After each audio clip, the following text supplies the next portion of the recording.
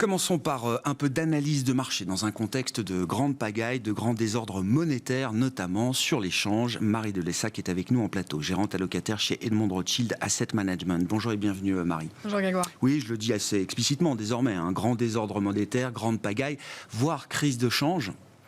Ça en a l'odeur. Ça y ressemble, les mouvements sont extrêmes et la volatilité sur les devises est à un niveau spectaculaire aujourd'hui. Ouais, la volatilité sur beaucoup de classes d'actifs, d'ailleurs, pas seulement sur les devises, les taux, et on voit aujourd'hui la volatilité sur les actions monter.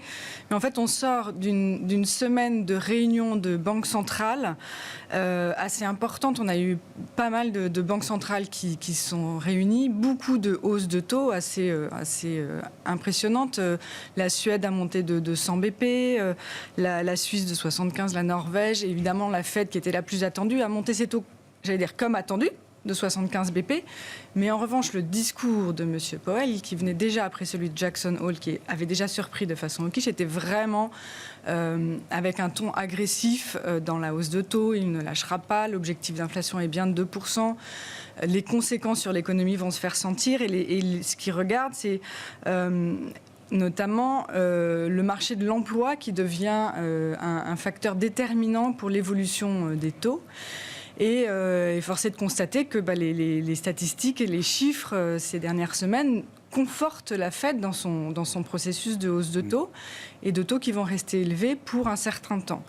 Donc je pense que ça a apporté effectivement un peu plus de désordre dans les marchés. Les classes d'actifs prennent acte de ce ton agressif. Et cette semaine, effectivement, avec le mini-budget au Royaume-Uni présenté vendredi, on passe aussi du sujet de la politique monétaire au sujet de la politique budgétaire.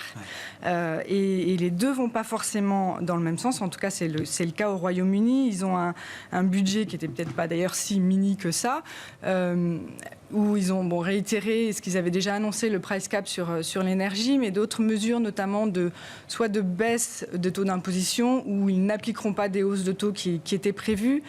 Et tout ça, en fait, n'est pas financé. Donc ça veut dire un endettement qui va progresser, un appel au marché qui va devoir être fait. La conséquence, c'est qu'effectivement, sur l'inflation, on aura probablement un pic d'inflation plus proche, moins élevé, grâce à ce price cap sur l'énergie notamment. Mais en revanche, c'est un plan budgétaire très expansionniste, de soutien à la croissance. Et donc en cela, l'inflation restera probablement élevée pendant un peu plus longtemps.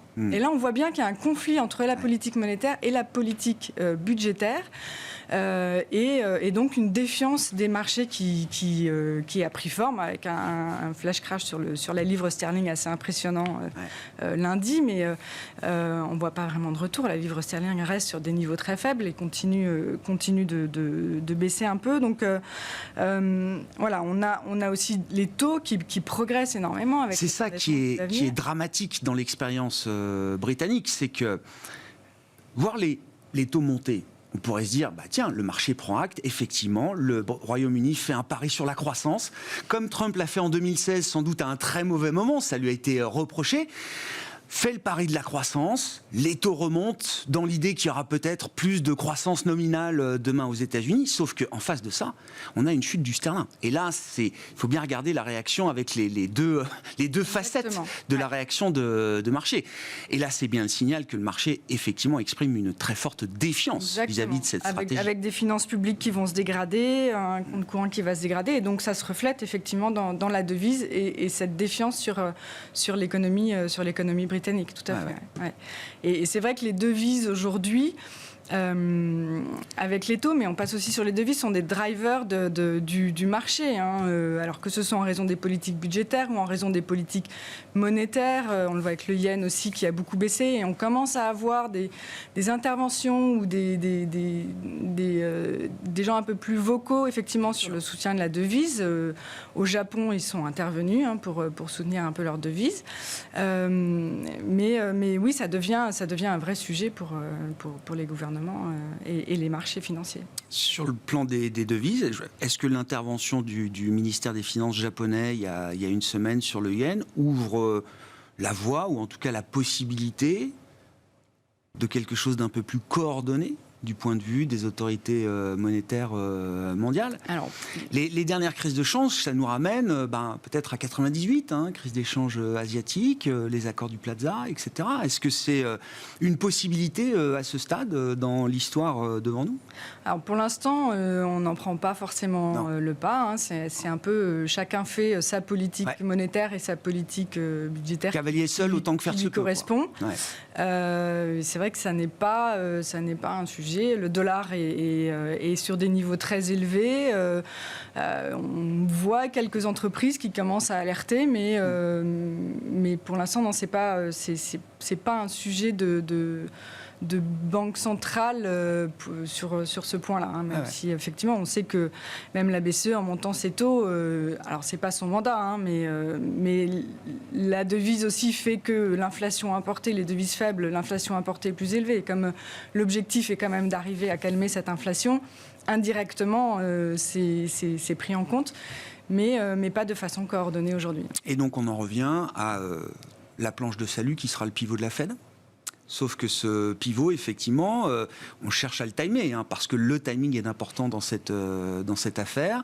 Au début de l'été, on l'espérait peut-être pour l'automne. Et puis, effectivement, Jackson Hole est passé par là. Les chiffres d'inflation montrent qu'on reste quand même dans des zones d'alerte importantes de ce point de vue-là. Et donc, l'idée du pivot est reportée parce que l'économie américaine va encore trop bien. C'est toujours le même sujet de ce point de vue-là. Alors oui, les statistiques, les chiffres de l'économie américaine se tiennent bien. On a eu encore la confiance des consommateurs hier qui rebondit, alors qui n'est pas sur des niveaux très élevés, mais qui rebondit quand même. Le gasoline n'a pas arrêté de baisser. Non, mais il y a des corrélations très directes aux États-Unis de ce point de vue-là. Donc il y a un côté un peu boom-bust. On a reperdu, 20% sur les prix à la pompe. Ça, tout de suite, ça redonne un peu de confiance aux consommateurs. Mais ce qu'on regarde peut-être pour le pivot de la Fed, s'il est à venir, en tout cas, ce qu'elle essaye de nous dire, je pense, elle regarde pas mal le marché du travail, le marché de l'emploi. Malheureusement, c'est plutôt un indicateur retardé de l'économie et c'est aussi la crainte des marchés, c'est-à-dire que si la récession arrive, la Fed ne baissera pas ses taux tout de suite et donc le fameux put de la Fed qu'on avait l'habitude d'avoir peut-être n'existe plus aujourd'hui. Elle fera peut-être plus attention au marché de l'emploi. Qui mettra un peu plus de temps à se retourner. Et d'ailleurs, aujourd'hui, les créations d'emplois sont toujours très importantes et on ne voit pas de retournement sur ce niveau-là. Donc c'est vrai que les marchés sont en train d'acter tous ces phénomènes. Et effectivement, c'est un peu aujourd'hui très peu de refuge avec des taux qui montent, donc des actifs obligataires qui baissent et des marchés actions qui se mettent là à baisser un peu plus franchement.